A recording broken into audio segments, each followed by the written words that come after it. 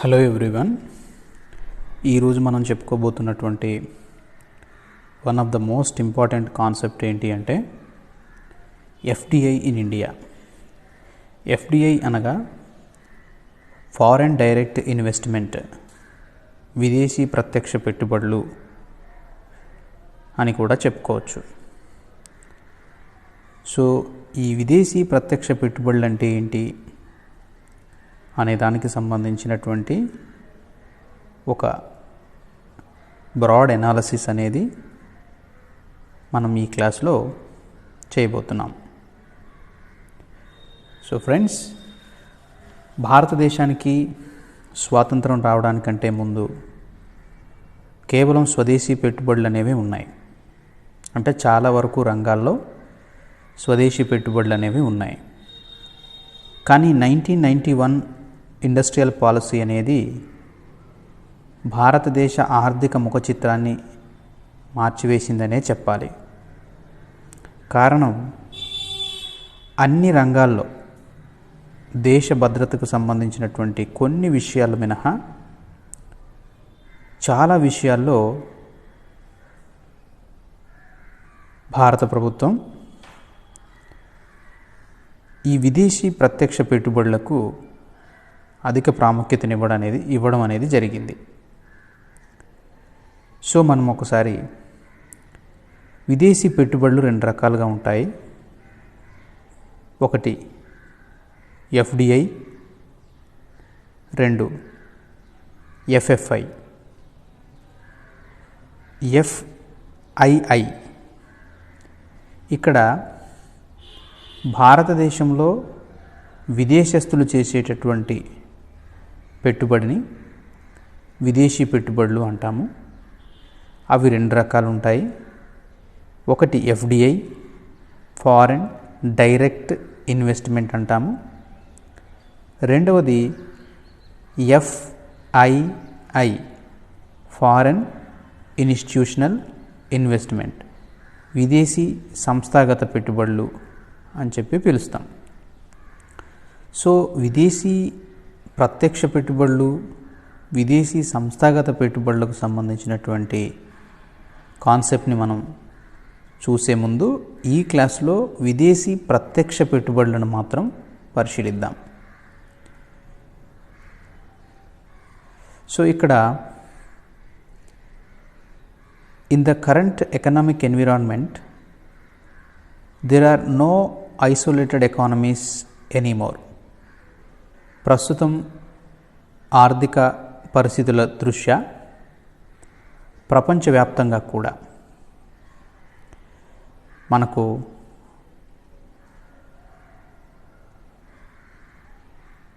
ఐసోలేటెడ్గా ఉన్నటువంటి, అంటే ఏ దేశంతో సంబంధం లేకుండా సింగిల్గా మనుగడను కొనసాగిస్తున్నటువంటి ఆర్థిక వ్యవస్థ అనేది ఏది లేదు. సో కాబట్టి in the current economic environment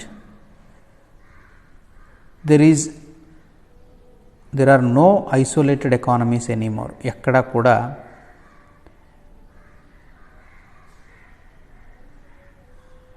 ఐసోలేటెడ్గా ఉన్నటువంటి ఎకానమీస్ అనేవి ఏవి లేవు. ఐసోలేటెడ్ అంటే ఏ దేశంతో సంబంధం లేకుండా ఉండేటటువంటి ఆర్థిక వ్యవస్థలు అనేవి ఏవి కూడా లేవు. All countries now function on a global level and hence we have a strong global economy where there are very few barriers అంటే అడ్డంకులు to the flow of goods and money. అంటే ప్రపంచంలో దేశాలన్నీ కూడా ఇప్పుడు ప్రస్తుత పరిస్థితుల్లో ఒకే గొడుగు కింద ఉన్నట్టుగా మనం భావించాలి. అంటే ఏది ఐసోలేటెడ్గా లేవు. ప్రపంచంలో అన్ని దేశాలు మరొక దేశంతో కనెక్ట్ అయ్యి బిజినెస్ కార్యకలాపాలు అనేవి చేస్తున్నాయి. సో కాబట్టి all countries now function on a global level. ప్రపంచవ్యాప్తాన్ని దృష్టిలో పెట్టుకొని ప్రతి దేశం కూడా పనిచేస్తుంది. And hence we have a strong global economy. ప్రపంచంలోనే ఒక పెద్ద ఆర్థిక వ్యవస్థగా తయారైంది. అన్ని ఆర్థిక వ్యవస్థలన్నీ కలిపి అన్ని దేశాల యొక్క ఎకానమీస్ అన్నీ స్ట్రాంగ్ అయ్యి ఒక గ్లోబల్ ఎకానమీగా స్ట్రాంగ్ అయ్యాయి. So where there are very few barriers to the flow of goods and money. ఈ వస్తువులు ద్రవ్యం మార్చుకునేటప్పుడు పరస్పరం దేశాల మధ్య కొన్ని బ్యారియర్స్ మాత్రమే ఉన్నాయి. ఫ్యూ బ్యారియర్స్, కొన్ని రకాలైనటువంటి అడ్డంకులు మాత్రమే ఉన్నాయి. సో ఇక్కడ this opens up avenues for international investment as well. Let us learn a bit more about the FDI in India. ఇప్పుడు అంతా కూడా ఏమైంది అంటే ఇన్వెస్ట్మెంట్లు అనేవి ఏ దేశం ఆ దేశం కాకుండా, ఏ కంట్రీ ఆ కంట్రీ కాకుండా, ఇక్కడ ఇన్వెస్ట్మెంట్ సిస్టమ్ అనేది కూడా కంప్లీట్గా ఏమైంది అంటే ఇంటర్నేషనల్ లెవెల్ అయిపోయింది. ఒక దేశస్తులు మరొక దేశంలో పెట్టుబడులు పెడుతున్నారు అంటే ఎక్కడ ప్రాఫిట్ వస్తే ఇన్వెస్టర్స్ అక్కడికి వెళ్ళేటటువంటి ఒక పరిస్థితి వచ్చింది. So there is no barriers. కొన్ని కరెన్సీ పరంగా, గూడ్స్ పరంగా కొంత బ్యారియర్స్ అనేవి ఉన్నప్పటికీ వాటిని ఓవర్కమ్ చేస్తూ ఇక్కడ ఇంటర్నేషనల్ ఇన్వెస్ట్మెంట్ అనేటటువంటిది డెవలప్ అవ్వడం అనేది జరిగింది. అలాగే what is foreign direct investment, అసలు విదేశీ ప్రత్యక్ష పెట్టుబడులు అంటే ఏమిటి? విదేశీ ప్రత్యక్ష పెట్టుబడులు అని మనం వేటిని పిలుస్తాం, వేటిని విదేశీ ప్రత్యక్ష పెట్టుబడులు అంటారు అనేది ఒకసారి మనం పరిశీలిస్తే ఇక్కడ foreign direct investment is a self explanatory term. FDI is when an investor from another country, foreign country, makes an investment in a business situated in the country. So FDI అనేది మనకి ఫారెన్ డైరెక్ట్ ఇన్వెస్ట్మెంట్ అని చెప్పి పిలుస్తున్నాము. So ఈ foreign direct ఇన్వెస్ట్మెంట్లో it's a self explanatory term. So FDI is when an investor from another country, అంటే వేరే దేశస్థుడు ఇక్కడ పెట్టుబడిదారుగా ఉంటున్నారు, makes an investment in a business situated in the country. So out of కంట్రీస్లో ఉన్నటువంటి వ్యక్తులు ఇక్కడ పెట్టుబడులు పెట్టడాన్ని మనం గమనించాలి. అలాగే now such an investor can be an individual, firm or company. So ఈ విదేశస్తులు చేసేటటువంటి పెట్టుబడి అనేది ఇది ప్రధానంగా మనకి ఇండివిజువల్స్ అయి ఉండొచ్చు, అంటే వ్యక్తిగతంగా పెట్టుబడులు పెడతారు. అలాగే ఫార్మ్స్ రూపంలో, ఒక సంస్థల రూపంలోనూ పెట్టుబడులు ఉంటాయి. సో లేదంటే కంపెనీస్ రూపంలోనూ పెట్టుబడులు అనేవి ఉంటాయి.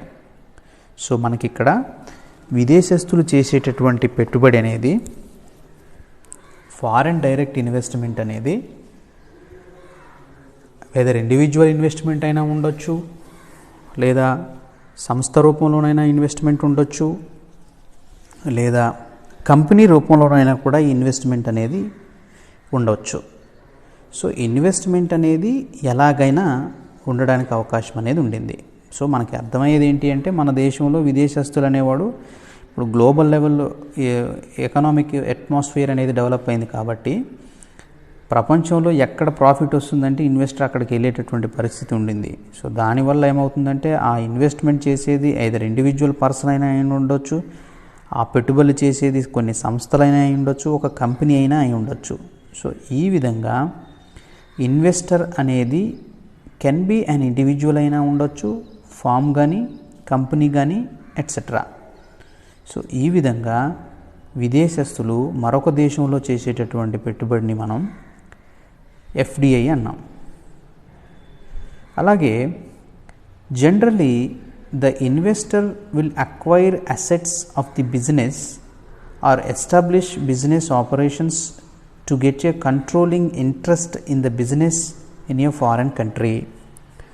So investor will acquire assets of the business ద్వారా ఆస్తులు సంపాదించవచ్చు, లేదా establishes business operations to get a controlling interest in the business in a foreign country. So ఆ విధంగా అనేటటువంటి ఉండేదానికి కూడా అవకాశం అనేది ఉండింది. సో ఇన్వెస్టర్ అనేటటువంటి వాడు ఇండివిజువల్ అయినా అయి ఉండొచ్చు, కంపెనీ అయినా అయి ఉండొచ్చు, ఫామ్ అయినా అయి ఉండొచ్చు అని చెప్పుకున్నాము. అలాగే వాళ్ళ అసెట్స్ కానీ బిజినెస్ రిక్వైర్మెంట్స్ కానీ ఇవన్నీ కూడా డెవలప్ చేసుకోవడానికి కూడా అవకాశం అనేటటువంటిది ఉంది. సో కాబట్టి generally the investor will acquire assets of the business or establish business operations to get a controlling interest in the business in a foreign country. So ఆ విధంగా వారికి ఇంట్రెస్ట్ అనేది ఉండొచ్చు. తర్వాత this is distinctly separate then buying the equity of foreign companies, that is portfolio investment. So ఇది ఏ విధంగా ఉండొచ్చు అంటే buying the equity of foreign కంపెనీస్కి సంబంధించినటువంటి ఈక్విటీస్ రూపంలోనూ ఉండొచ్చు, పోర్ట్ఫోలియో ఇన్వెస్ట్మెంట్ అని చెప్పొచ్చు. సో పోర్ట్ఫోలియో ఇన్వెస్ట్మెంట్ లాగా కూడా ఉంటుంది. సో ఈ విధంగా ఎఫ్డిఐ అనేది distinctly separate than buying the equity of foreign companies, that is portfolio investment. ఆ తర్వాత now there are mainly 3 types of foreign direct investments. So foreign direct investments అనేవి there are 3 categories. ఒకటి వచ్చేసి horizontal, 2 vertical, so another one వచ్చేసి conglomerate అనేటటువంటిది ఒకటి ఉండింది. So ఈ విధంగా 3 రకాలైనటువంటి ఇన్వెస్ట్మెంట్స్ అనేవి ఉన్నాయి. So there are mainly 3 types of FDI. మనకి ఇన్వెస్ట్మెంట్లు అనేవి హారిజాంటల్ గాను, వర్టికల్ గాను, కాంగ్లోమెరేట్ గాను, ఈ 3 టైప్స్గా మనకి ఇన్వెస్ట్మెంట్స్ అనేవి ఉండడానికి అవకాశం ఉండింది. సో హారిజాంటల్, వర్టికల్, ఈ కాంగ్లోమెరేట్ అనేటటువంటి ఇవన్నీ కూడా ఎఫ్డిఐలో ఉన్నటువంటి టైప్స్ కింద మనం భావించాలి. ఆ తర్వాత ఒకసారి హారిజాంటల్ ఇన్వెస్ట్మెంట్ని మనం పరిశీలిస్తే, a horizontal investment would entail opening up the same business in a foreign country. So horizontal investment would entail opening up the same business in a foreign country. So ఈ విధంగా విదేశీ కంపెనీ అనేది ఒక సమాంతరమైనటువంటి investment ఏదైతే ఉందో, a horizontal investment would entail opening of the same business in a foreign country. So ఆ విధంగాను మనకి అవకాశం అనేది ఉండింది. ఇక వర్టికల్ని ఒకసారి పరిశీలిస్తే, vertical investment is when a slightly differentiated business is established in a foreign country. So విదేశాల్లో ఈ vertical investment is when a slightly differentiated business, ఇది కొంచెం డిఫరెంట్గా ఉన్నటువంటి బిజినెస్గా చెప్పచ్చు. So slightly differentiated business is established in a foreign country. విదేశాల్లో మనం దీన్ని ఎస్టాబ్లిష్ చేయొచ్చు ఇలాంటి ఒక బిజినెస్ని. సో ఇప్పటివరకు మనం హారిజాంటల్ చూసాము, వర్టికల్ చూసాము. Horizontal investment and vertical investment, horizontal investment and vertical investment. Horizontal investment, so ఇక్కడ ఎఫ్డిఐ ఇన్ ఇండియా. సో ఇండియాకి సంబంధించినటువంటి విదేశీ ప్రత్యక్ష పెట్టుబడులను ఒకసారి మనం గమనిస్తే, సో ఇప్పుడు ప్రస్తుతం ఉన్నటువంటి ప్రపంచంలో ప్రపంచం అంతా ఒక కుగ్రామంగా మారింది. అంటే ప్రతి ఎకానమీ వరల్డ్ వైడ్గా మరొక ఎకానమీతో కొలాబరేట్ అయి ఉంటూ ప్రపంచం అంతా కూడా ఒక స్ట్రాంగ్ గ్లోబల్ ఎకానమీగా మారింది. అంటే ఏ కంట్రీ కూడా ఆ కంట్రీకి సంబంధించినటువంటి బౌండరీస్ అనేవి లేవు. ప్రతి దాంట్లో కూడా మరొక దేశం ఇంకో దేశంతో, మరో కంట్రీ ఇంకో కంట్రీతో కొలాబరేట్ అవుతూ ఉండడం ద్వారా గ్లోబల్ ఎకానమీ చాలా స్ట్రాంగ్ అయింది. సో ఈ గ్లోబల్ ఎకానమీ స్ట్రాంగ్ అవ్వడం మూలంగా మనకి ఇన్వెస్ట్మెంట్స్ అనేవి ఒక కంట్రీ నుంచి మరొక కంట్రీకి వచ్చినటువంటి పరిస్థితి ఉండింది. సో అలా ఒక కంట్రీ నుంచి మరొక కంట్రీలో, ఒక కంట్రీ పర్సన్స్ మరొక కంట్రీలో చేసేటటువంటి ఇన్వెస్ట్మెంట్స్ అది కంపెనీలో ఒక మనిషి ఇండివిజువల్గానైనా చేయొచ్చు, లేదంటే ఒక కంపెనీ రూపంలోనైనా రావచ్చు, లేదా ఒక సంస్థ రూపంలోనైనా కూడా ఒక దేశంలో పెట్టుబడులు పెట్టవచ్చు. సో ఆ ఇన్వెస్ట్మెంట్స్ కూడా మనం ప్రధానంగా ఒక 3 కేటగిరీస్ కింద చేశాము. అవి మనకి ఇన్స్టిట్యూషనల్ ఇన్వెస్ట్మెంట్లో, డైరెక్ట్ ఇన్వెస్ట్మెంట్లో 2 భాగాలుగా చెప్పాము. ఒకటి వర్టికల్ ఇన్వెస్ట్మెంట్, హారిజాంటల్ ఇన్వెస్ట్మెంట్ అని చెప్పి మనం ఎక్స్ప్లెయిన్ చేయడం జరిగింది. సో ఎఫ్డిఐ ఇన్ ఇండియాలో ఉన్నటువంటి ఫారిన్ డైరెక్ట్ ఇన్వెస్ట్మెంట్ అనేది ఒకసారి మనం పరిశీలిస్తే, post the economic reforms of 1991, the FDI route to India become easier. Also, for a developing country, sometimes domestic source may not be ఎంతో. ఇక్కడ మనకి ఏంటంటే పోస్ట్ అంటే ఆఫ్టర్ 1991 ఇండస్ట్రియల్ పాలసీ తర్వాత ఎఫ్డిఐ రూట్ అనేది చాలా ఈజీ అయిపోయింది ఇండియాలో. సో మన యొక్క ఎకానమీ సిస్టమ్ని మనం లిబరలైజేషన్, గ్లోబలైజేషన్, ప్రైవేటైజేషన్ అనేటటువంటి వాటి పేరుతో చాలా ఈజీగా మనం తీసుకొచ్చేటటువంటి పరిస్థితి అయింది. చాలా ఈజీగా మనం మేకింగ్ చేసేటటువంటి పరిస్థితి వచ్చింది. అంటే మన దగ్గర ఉన్నటువంటి, ఇండియాలో ఉన్నటువంటి ఇన్స్టిట్యూషన్స్కి సంబంధించినటువంటి లేదా విదేశాలకు సంబంధించినటువంటి పెట్టుబడులకు సంబంధించిన విషయాల్లో కొంత లిబరలైజేషన్ చేశాము. అంటే అంతకుముందు ఫెరా ఉండేది, ఫెరా ప్లేస్లో రిస్ట్రిక్టెడ్ యాక్ట్ ఉండేది, ఫారెన్ రిస్ట్రిక్టెడ్ యాక్ట్ ఉండేది. విదేశీ సంబంధించినటువంటి కరెన్సీ కానీ విదేశాలకు సంబంధించినటువంటి సంపద ఏదైనా మన దేశంలోకి రావాలంటే కొంత రిస్ట్రిక్టెడ్ యాక్ట్ అనేది ఉండేది. 1991 ఇండస్ట్రియల్ పాలసీ తర్వాత ఆ రిస్ట్రిక్టెడ్ యాక్ట్ దగ్గర నుంచి తీసుకొని మనం మేనేజ్మెంట్ యాక్ట్ తీసుకొచ్చాం. అంటే ఫెరా ప్లేస్లో ఫెమా తీసుకురావడం అనేది జరిగింది. సో కొంత 1991 ఇండస్ట్రియల్ పాలసీ తర్వాత ఏమైంది అంటే విదేశీ పెట్టుబడులు భారతదేశంలో పెట్టడానికి చాలా వరకు కూడా అవకాశాలు ఇచ్చారు.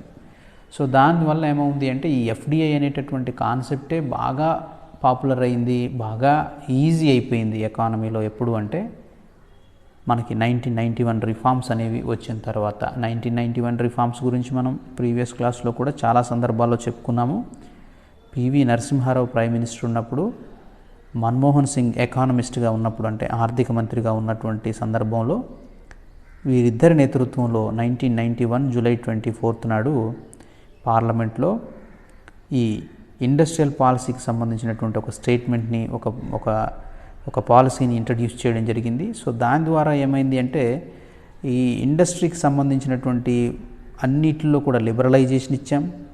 ప్రభుత్వ సంస్థలు ఏవైతే ఉన్నాయో వాటిని ప్రైవేటైజేషన్ చేశాము. అంటే ప్రభుత్వం డిజిన్వెస్ట్మెంట్ పాలసీని తీసుకొచ్చుకుంది. అంటే ప్రభుత్వ రంగ సంస్థలు ఏవైతే ఉన్నాయో వాటిల్లో క్రమక్రమంగా పెట్టుబడులు ఉపసంహరించుకుంటూ ఎంత ఉపసంహరించుకొని ఎంత ఆదాయాన్ని సమకూర్చుకుంటా అనేది కూడా ప్రభుత్వం బడ్జెట్లో చూపించేటటువంటి పరిస్థితి వచ్చింది. ప్రభుత్వానికి బడ్జెట్ చూపించుకుంటుంది. జనరల్గా ప్రతి ఫైనాన్షియల్ ఇయర్లో ప్రభుత్వాన్ని చేసేటటువంటి ఎక్స్పెండిచర్ ఎంత, ప్రభుత్వానికి వచ్చే రెవెన్యూ రిసోర్స్ ఎంత అనేది మనకి డిస్ప్లే చేస్తారు. సో ఈ ఎక్స్పెండిచరు రిసీట్స్ చెప్పేటటువంటి క్రమంలో ఎఫ్డిఐ ఏదైతే డిజిన్వెస్ట్మెంట్స్ ఏవైతే ఉన్నాయో ప్రభుత్వ రంగ సంస్థల్లో పెట్టుబడులను ఉపసంహరించుకోవడం కూడా ఒక సోర్స్గా చూపించడం అనేది జరుగుతుంది. సో ఆ విధంగా ప్రభుత్వ రంగంలో ఉన్నటువంటి సంస్థలను ప్రైవేటైజేషన్ చేయడము, తర్వాత మన ఎకానమీకి ఎక్కడ బౌండరీస్ అనేవి లేకుండా, ఎల్లలు లేకుండా గ్లోబల్ ఎకానమీతో ప్రపంచంలో ఏ దేశంతోనైనా బిజినెస్ చేసుకునేటటువంటి విధంగా మనకి గ్లోబలైజేషన్ అనేటటువంటి కాన్సెప్ట్ తీసుకురావడం జరిగింది. సో లిబరలైజేషన్, ప్రైవేటైజేషన్, గ్లోబలైజేషన్ అనేది ఎల్పిజి తీసుకురావడంతో మనకి ఈ ఎఫ్డిఐ అనేటటువంటి రూట్ అంతా కూడా క్లియర్ అయిపోవడం అనేది జరిగింది. సో డెవలపింగ్ కంట్రీస్లో ముఖ్యంగా భారతదేశం అభివృద్ధి చెందుతున్నటువంటి దేశం కాబట్టి ఇక్కడ కొంత స్థానిక పరిస్థితులు కూడా ఎఫ్డిఐలను యాక్సెప్ట్ చేయడానికి సుముఖంగా ఉండవు. కారణం ఏంటి అంటే ఇక్కడ అప్పుడప్పుడే డెవలప్ అవుతున్నటువంటి సంస్థలు ఏవైతే ఉంటాయో, అప్పుడే గ్రో అవుతున్నటువంటి ఇన్స్టిట్యూషన్స్ అన్నింటికీ కూడా ఆల్రెడీ డెవలప్ అయి ఉన్నటువంటి, ప్రపంచంలో డెవలప్ అయి ఉన్నటువంటి దేశాల్లో నుంచి వచ్చినటువంటి బిజినెస్ ఇక్కడ ఎస్టాబ్లిష్ అయిపోవడంతో ఈ డెవలప్ అవుతున్నటువంటి కంట్రీ, అభివృద్ధి చెందుతున్నటువంటి దేశానికి సంబంధించినటువంటి ఈ డెవలప్మెంట్ ఏదైతే ఉంటుందో, ఈ ఇక్కడ ఉన్నటువంటి పరిస్థితులు ఏవైతే ఉంటాయో ఇవన్నీ కూడా వాటికి అడ్డంకిగా మారతాయి. అంటే అంత యాక్సెప్ట్ చేయడానికి ఇష్టపడరు. సో కాబట్టి ఇక్కడ ఏమన్నామంటే మనం post the economic reforms 1991 the FDI route to India become easy. ఇది ఈజీ అయిపోయింది. Also for a developing country sometimes domestic sources may not be ఎంతో, ఇక్కడ ఉన్నటువంటి స్థానిక పరిస్థితులు అనేవి కూడా అంత సహకరించేటటువంటి విధంగా ఉండవు. అలాగే hence foreign capital can help fill the gaps between domestic savings and investment requirements. ఇప్పుడు మన ఏ కంట్రీ ఆ కంట్రీకి సంబంధించినటువంటి ఇన్వెస్ట్మెంట్లను డెవలప్ చేసుకుంటూ పొదుపు పెట్టుబడులను సమకూర్చుకునేటటువంటి పరిస్థితులు అనేవి. సో ఇక్కడ పొదుపు పెట్టుబడులు రెండు కూడా ఏ కంట్రీ ఆ కంట్రీకి సంబంధించినటువంటి విషయాల్లో అంత ఇది ఉండదు. కాబట్టి ఈ ఫారెన్ క్యాపిటల్ అనేది, విదేశీ పెట్టుబడులు అనేవి వచ్చినట్లయితే దిస్ కెన్ హెల్ప్, ఈ foreign capital can help fill the gaps between, ఎక్కడ గ్యాప్ను ఫిలప్ చేస్తుంది ఇది అంటే డొమెస్టిక్ సేవింగ్స్లోను అలాగే ఇన్వెస్ట్మెంట్ రిక్వైర్మెంట్స్ ఏవైతే ఉన్నాయో ఇవి రెండిట్లో కూడా ఈ ఏదైతే మనం చెప్తున్నామో ఇన్వెస్ట్మెంట్ రిక్వైర్మెంట్స్ అనేవి మనకి డొమెస్టిక్ రిక్వైర్మెంట్స్ అన్నింటినీ కూడా మనకి ఇన్వెస్ట్మెంట్ రిక్వైర్మెంట్స్ విషయంలో ఈ ఫారెన్ క్యాపిటల్స్ అనేవి దోహదపడతాయని చెప్పొచ్చు. అంటే మనం చెప్పొచ్చేది ఏంటంటే మనం డెవలప్ అవుతున్నటువంటి కంట్రీ కాబట్టి ఇక్కడ పరిస్థితులు అంత సహకరించకపోయినప్పటికీ కూడా ఇక్కడనే పొదుపులు పెట్టుబడులతో క్యాపిటల్ అక్యుములేషన్ జరగాలి అనేది సాధ్యం కాదు. అది కొంత టైం టేకింగ్ ప్రాసెస్ అనేది ఉంటుంది. కాబట్టి ఫారెన్ క్యాపిటల్ కనుక ఇంక్లూడ్ అయితే, ఫారెన్ క్యాపిటల్ ఎప్పుడైతే ఇంక్లూడ్ అవుతుందో so this can help fill up the gap between domestic savings and investment requirements. మన దేశంలో ఉన్న పొదుపు పెట్టుబడులకు సంబంధించినటువంటి కొంత గ్యాప్ని ఈ ఫారెన్ క్యాపిటల్స్ అనేవి, పెట్టుబడులు అనేవి కొంత మనకి గ్యాప్ని ఫిలప్ చేస్తాయని చెప్పొచ్చు. అలాగే FDI is one of the most important tools of economic growth for a developing nations like India. ఇక్కడ విదేశీ పెట్టుబడులు అనేవి one of the most important tool, ఇది ఒక మంచి సాధనం. ముఖ్యంగా అభివృద్ధి చెందుతున్న దేశంలో జాబితాలో ఉన్నటువంటి భారతదేశంలో ఎఫ్డిఐలు అనేవి రావడం అనేది, ఎఫ్డిఐలు అనేవి ఉండడం అనేది మనకి ఎంతో ప్రయోజనాన్ని చేకూరుస్తుంది అని చెప్తున్నాం. ఎందుకంటే మనం ఆల్రెడీ అభివృద్ధి చెందుతున్నటువంటి దేశం, ఇక్కడ ఎన్నో రకాలైనటువంటి అబ్స్టాకిల్స్ ఉంటాయి. వాటన్నింటినీ ఓవర్కమ్ చేసుకొని మనం అభివృద్ధి వైపు ముందుకు వెళ్ళాల్సినటువంటి పరిస్థితి ఉంటుంది. సో ఇలాంటి నేపథ్యంలో మనం దేశ అభివృద్ధిని సాధించాలి అంటే దేశంలోనే పొదుపు పెట్టుబడులను, మూలధన అక్యుములేషన్ అనేది, క్యాపిటల్ అక్యుములేషన్ అనేది మనకి సాధ్యం కాదు. కాబట్టి మరి ఇండియా లాంటి దేశం ఫాస్ట్గా అభివృద్ధి చెందాలి అంటే కొంత క్యాపిటల్, ఫారెన్ క్యాపిటల్ కూడా తోడైతే ఇంకా అభివృద్ధి చెందేటటువంటి అవకాశం అనేది ఉంటుంది. So to Boost the flow of foreign investment the process of liberalisation is undertaken. However liberalisation of an economy always comes with regulations. ఇక్కడ మనం ఇదివరకే చెప్పుకున్నాము, మన ఎకానమీని అంతా కూడా మనం ఏం చేసాము అంటే లిబరలైజ్ చేసుకోవడం జరిగింది. అంటే విదేశాలకు సంబంధించినటువంటి క్యాపిటల్కి సంబంధించినటువంటి రిస్ట్రిక్షన్స్ ఏవైతే ఉన్నాయో ఆ రిస్ట్రిక్షన్స్ అన్నింటినీ కూడా 1991 పాలసీలో మనం ఇండస్ట్రియల్ పాలసీలో మనం వాటన్నింటినీ కూడా మన ఎకానమీలో నుంచి ఫెరా ప్లేస్లో ఫెమాన్ ఎప్పుడైతే తెచ్చామో, foreign exchange management act, FERA, FERA అంటారు, foreign exchange restrictive act, regulation act అనేది ఉండేది. ఆ రెగ్యులేషన్ ప్లేస్లో ఫారెన్ ఎక్స్చేంజ్ మేనేజ్మెంట్ యాక్ట్ అనేది తీసుకొచ్చాము. సో ఈ రకమైనటువంటి సిస్టమ్ వల్ల ఏమైంది అంటే మనకి లిబరలైజేషన్ వల్ల Boost the flow of foreign investment, విదేశీ పెట్టుబడులు అనేవి భారతదేశంలో ఎక్కువగా రావడానికి లిబరలైజేషన్ అనేది బాగా తోడ్పడింది. అలాగే liberalisation of an economy always comes with regulations. So ఈ విధంగా మనకి FDI అనేది తోడ్పడుతూ వస్తుంది. So basically there are 2 routes for FDI in India. There is the automatic route where no approvals or authority is required by the private foreign investor. He can invest in any company it wishes with no need for government approval. So ikkada basically there are 2 routes for FDI in India. భారతదేశంలో విదేశస్తులు పెట్టుబడులు పెట్టాలి అంటే there are 2 routes, 2 రకాలైనటువంటి పద్ధతులు ఉన్నాయి. So there is the automatic route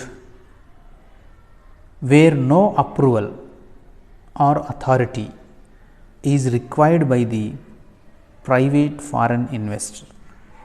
విదేశీ పెట్టుబడిదారుడు ఎవరైనా ఇక్కడ పెట్టుబడి పెట్టాలి అంటే ఏ రకమైనటువంటి అప్రూవల్ అవసరం లేదు, గవర్నమెంట్ యొక్క పర్మిషన్ అవసరం లేనటువంటి ఇన్వెస్ట్మెంట్ రూట్ ఒకటి ఉంది. He can invest in any company. అతను తనకు నచ్చిన ఏ కంపెనీలోనైనా పెట్టుబడులు అనేవి పెట్టుకోవచ్చు. He can invest in any company it wishes with no need for government approval. ప్రభుత్వం యొక్క పర్మిషన్ అవసరం లేకుండా అతను ఎందులోనైనా కూడా పెట్టుబడి పెట్టుకోవడానికి అవకాశం అనేది ఉండింది. So he can invest in any company it wishes with no need for government approval. ప్రభుత్వం యొక్క అనుమతి అనేది తనకు అవసరం లేదు. అలాగే and then there is the government route. In this route there is no investment without the prior approval of the government of India. ఇది ఇంకొక రూట్ ఏంటి అంటే ప్రభుత్వం యొక్క అనుమతి లేనిదే కొన్ని రంగాల్లో మనం ఇన్వెస్ట్మెంట్ చేయలేం.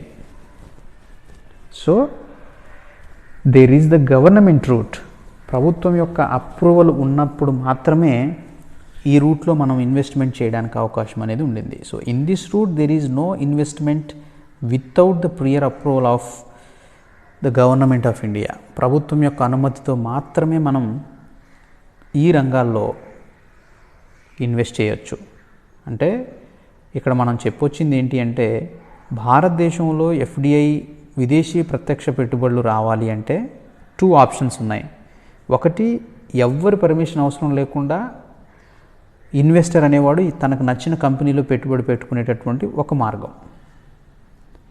మరొకటి ఏంటి అంటే ప్రభుత్వ పర్మిషన్ లేకుండా ఇన్వెస్ట్ చేయడానికే ఆప్షనే లేనటువంటి రంగం మరొక వైపు.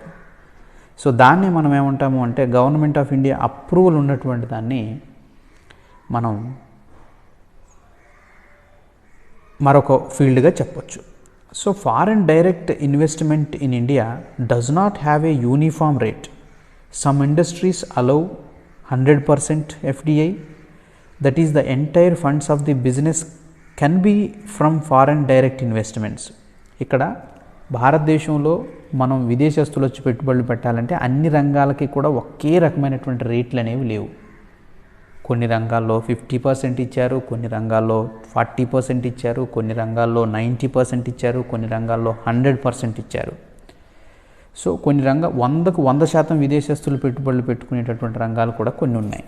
So foreign direct investment in India does not have a uniform rate. ఒకే రకమైనటువంటి రేట్ అనేది లేదు. Some industries allow 100% FDI. కొన్ని రంగాలు ఏం చేస్తున్నాయంటే 100% ఈ బిజినెస్ని అలౌ చేస్తున్నాయి.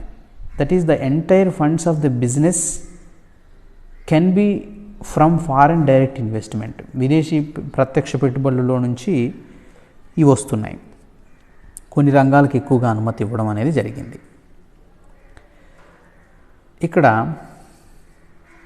The percentage vary from 26 to 49 to 51. There are a few industries where FDI is strictly prohibited under any route. These industries are, ఇక్కడ కొన్ని ఇండస్ట్రీస్ ఉన్నాయి. ద పర్సెంటేజ్ వెరీ ఫ్రమ్ 26% కొన్ని రంగాల్లో ఉండింది, 49% నుంచి 51% మొదట కొంత పర్మిషన్ ఇచ్చారు. So there are a few industries, కొన్ని ఇండస్ట్రీస్ మాత్రం FDI ఈజ్ స్ట్రిక్ట్లీ ప్రొహిబిటెడ్. విదేశీ ప్రత్యక్ష పెట్టుబడులు అనేవి స్ట్రిక్ట్లీ ప్రొహిబిటెడ్, అసలు అనుమతించడానికి అవకాశమే లేకుండా కొన్ని రంగాలు అనేవి ఉన్నాయి. So FDI is strictly prohibited under any route. These industries are, అలాంటి ఇండస్ట్రీస్ కొన్ని ఉన్నాయి. ఇప్పుడు మనం ఓవరాల్గా పిక్చర్ ఏంటి అంటే, భారతదేశం 1991 పారిశ్రామిక తీర్మానం ద్వారా FDIలకి అవకాశం ఇచ్చింది. ఎక్కువగా FDIలు భారతదేశంలో, విదేశస్తులు భారతదేశంలో పెట్టుబడులు పెట్టాలంటే 2 రూట్లు ఉన్నాయి. ఒకటి, ప్రభుత్వ పర్మిషన్ అవసరం లేనటువంటి రంగాలు కొన్ని ఉన్నాయి, వాటిలో అతను నచ్చిన కంపెనీలో ఇన్వెస్ట్ చేసుకోవచ్చు. మరొకటి ఏంటి అంటే ప్రభుత్వం యొక్క పర్మిషన్తో మాత్రమే పెట్టే. అలాగే భారతదేశంలో విదేశస్తులు పెట్టుబడి పెట్టాలంటే అన్ని రంగాల్లో యూనిఫామిటీగా ఒకే రేట్ అనేది లేదు. ఒక్కొక్క రంగంలో ఒక్కొక్క పర్సంటేజ్ అనుమతించడం జరిగింది. కొన్ని రంగాల్లో 100% ఇన్వెస్ట్మెంట్కి అవకాశం ఇచ్చారు ఫారినర్స్ పెట్టుకోవడానికి. సో కాబట్టి కొన్ని రంగాల్లో ఫారినర్స్ 100% ఇన్వెస్ట్మెంట్ అనేది చేసుకున్నారు. మరి కొన్ని రంగాల్లో ఏమొచ్చింది అంటే, ప్రభుత్వం అసలు కొన్ని రంగాల్లో విదేశీ పెట్టుబడులను అసలు అనుమతించనే లేదు, అసలు అవకాశమే లేకుండా చేసింది. సో వాటిలో ఏంటి అంటే ఆటోమిక్ ఎనర్జీ జనరేషన్. ఇక్కడ అణు విద్యుత్ కేంద్రాలు ఏవైతే ఉన్నాయో, దేశ భద్రతకు సంబంధించినటువంటి ఈ అణు విద్యుత్ శక్తికి సంబంధించినటువంటి విషయాల్లో భారత ప్రభుత్వం FDIలకు ఎలాంటి అనుమతులు ఇవ్వలేదు. అలాగే any gambling or betting business, gambling betting బిజినెస్లు ఏవైతే ఉన్నాయో వాటిల్లో కూడా భారత ప్రభుత్వం FDIలకు అనుమతి ఇవ్వలేదు. అలాగే లాటరీస్ ఉన్నాయి, ఆన్లైను, ప్రైవేటు, గవర్నమెంట్, ఇవన్నీ ఎక్సెట్రా. ఇలాంటి లాటరీస్ ఏవైతే ఉన్నాయో ఈ లాటరీస్లో కూడా విదేశీ ప్రత్యక్ష పెట్టుబడులకు అవకాశం లేదు. తర్వాత investment in chit funds, chit ఫండ్స్కి సంబంధించినటువంటి వాటిల్లో కూడా విదేశీ పెట్టుబడులకు అవకాశం అనేది లేదు. అలాగే నిధి కంపెనీ. సో ఈ విధంగా చూడండి, కేంద్ర ప్రభుత్వం దేశానికి సంబంధించిన ఆంతరంగిక భద్రత విషయంలో కానీ, కొంత ప్రజా ప్రయోజనం ఉన్నటువంటి విషయాల్లో కానీ విదేశీ ప్రత్యక్ష పెట్టుబడులకు అవకాశం అనేది ఇవ్వలేదు. అవి ఆటోమిక్ ఎనర్జీ జనరేషన్ కానివ్వండి, any gambling or betting business, lotteries, investment in chit funds, nidhi company. So ఈ విధంగా కొన్ని వాటికి పర్మిషన్ అనేది లేదు. అలాగే మరికొన్ని ఉన్నాయి, అగ్రికల్చర్ ఆర్ ప్లాంటేషన్ యాక్టివిటీస్, వీటిలో కూడా లేదు. Exemptions, although there are many exemptions like horticulture, fisheries, tea plantation, so pisciculture కానీ, తర్వాత యానిమల్ హస్బెండరీ కానీ, వీటిలో కానీ, తర్వాత housing and real estate, townships, commercial projects, trading in TDR, అలాగే సిగరెట్స్ కానివ్వండి, any related tobacco industries. So వీటిల్లో భారత ప్రభుత్వం కొంత విదేశీ ప్రత్యక్ష పెట్టుబడులకు అవకాశం అనేది ఇవ్వలేదు. సో ఇక్కడ హౌసింగ్, రియల్ ఎస్టేట్ కానివ్వండి, కమర్షియల్ ప్రాజెక్ట్స్ కానివ్వండి, టౌన్షిప్స్ కానివ్వండి, అగ్రికల్చర్ ఆర్ ప్లాంటేషన్ యాక్టివిటీస్ కానివ్వండి, ట్రేడింగ్ ఇన్ TDR కానివ్వండి, ఆ తర్వాత సిగరెట్స్ కానివ్వండి, టొబాకో రిలేటెడ్కి సంబంధించినటువంటి ఏ విషయాలకు కూడా ఇక్కడ భారత ప్రభుత్వం అనేది అనుమతిని ఇవ్వలేదు. సో ఈ విధంగా ఎఫ్డిఐ అనేది భారతదేశంలో అన్ని రంగాల్లో ఒకే విధంగా సమానంగా లేదు. కేవలం కొన్ని రంగాల్లో మాత్రమే హై ప్రియారిటీ అనేది ఇవ్వడం జరిగింది. కొన్ని రంగాల్లో ఎక్కువగా ప్రియారిటీ అనేది ఇవ్వలేదు. కొన్ని రంగాల్లో అసలు ప్రభుత్వం ఎఫ్డిఐలకు అవకాశమే ఇవ్వలేదు. సో విదేశీ ప్రత్యక్ష పెట్టుబడులు అనేవి దేశానికి సంబంధించినటువంటి కొన్ని విషయాల్లో ప్రభుత్వం అనుమతించలేదు. మనం చెప్పుకున్నటువంటి ఈ క్రింది ఏవైతే ఎగ్జాంపుల్స్ ఉన్నాయో వీటిల్లో. సో ఈ విధంగా మనం ఎఫ్డిఐ అనేటటువంటి కాన్సెప్ట్ని చూసాము. సో ఫ్రెండ్స్, మనకి 1991 ఇండస్ట్రియల్ పాలసీ తర్వాత ఎఫ్డిఐ అనేది ఎక్కువగా యాక్టివేట్ అయింది ఇండియాలో. అంటే చాలా ఈజీగా ఎవరైనా ఇన్వెస్ట్ చేసుకోవడానికి అవకాశం ఉంది. అది కొన్ని రంగాల్లోనే, అన్ని రంగాల్లో అవకాశం అనేది లేదు. కొన్ని రంగాల్లో ప్రభుత్వం అనుమతించినటువంటి వాటిల్లోనే ఈ ఎఫ్డిఐలు అనేవి ఉన్నాయి. మరికొన్ని రంగాల్లో ఎఫ్డిఐలకు అవకాశం అనేది లేదు. అలాగే భారతదేశం లాంటి అభివృద్ధి చెందుతున్న దేశాల్లో వాస్తవానికి ఇక్కడ పొదుపు పెట్టుబడుల మధ్య కొంత గ్యాప్ అనేది ఉంటుంది. సో క్యాపిటల్ అక్యుమిలేషన్కి కూడా ఇక్కడ చాలా ప్రాబ్లం అనేది ఉంటుంది కాబట్టి, కొంత టైం తీసుకుంటుంది కాబట్టి ఆ గ్యాప్ని ఫిలప్ చేయడానికి ఎఫ్డిఐలు అనేవి కొంత దోహదపడతాయి. బట్ అభివృద్ధి చెందుతున్న దేశాల్లో ఉన్నటువంటి స్థానిక పరిస్థితుల్లో ఉన్న కొన్ని అబ్స్టాకిల్స్ దృష్ట్యా ఇక్కడ మనం ఎఫ్డిఐలు అనేవి అంతా ఒకే విధంగా ఉండేటటువంటి ఛాన్స్ అనేది లేదు. సో సరే, ఏది ఏమైనప్పటికీ కూడా ఎఫ్డిఐల వల్ల కొన్ని లాభాలు ఉన్నాయి, కొన్ని రకాలైనటువంటి కాన్సిక్వెన్సెస్ కూడా ఉన్నాయి. సో భారతదేశంలో ఎఫ్డిఐ ఇన్వెస్ట్మెంట్లు ఉండాలి అంటే ఈ విధమైనటువంటి పద్ధతి ఉంది. కొన్ని రంగాల్లో ఏవైతే ఇన్వెస్ట్మెంట్లు చేయడానికి అవకాశం లేదో అవి కూడా మనం క్లాస్లో డిస్కస్ చేసుకున్నాము. సో ఫ్రెండ్స్, ఇది ఇవాల్టి foreign direct investment. So do subscribe academic discussions channel. Thank you for watching.